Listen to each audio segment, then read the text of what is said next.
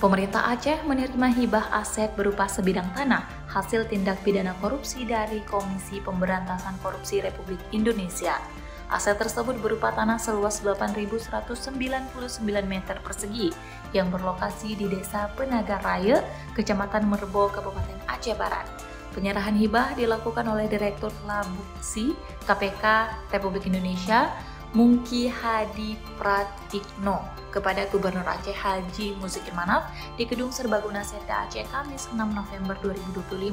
Selain pemerintah Aceh, kegiatan tersebut juga diikuti oleh pemerintah Kabupaten Pasuruan, Jawa Timur yang turut menerima hibah serupa dari KPK Republik Indonesia.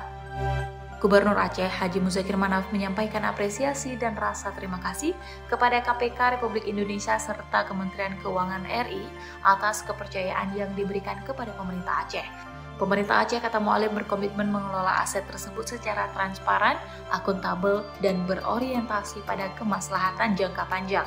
Sementara itu, Direktur Labuksi KPK RI, Mungki Hadi Pratikno, menjelaskan bahwa hibah ini merupakan bagian dari tahapan eksekusi terhadap barang rampasan negara. Mungki mengatakan, hibah aset rampasan korupsi kepada pemerintah daerah merupakan perwujudan asas hukum yang mencakup asas kepastian hukum, asas keadilan, dan asas kemanfaatan. Mungki juga meminta agar pemerintah daerah segera melakukan proses balik nama aset dan memanfaatkannya sebaik mungkin untuk kesejahteraan rakyat.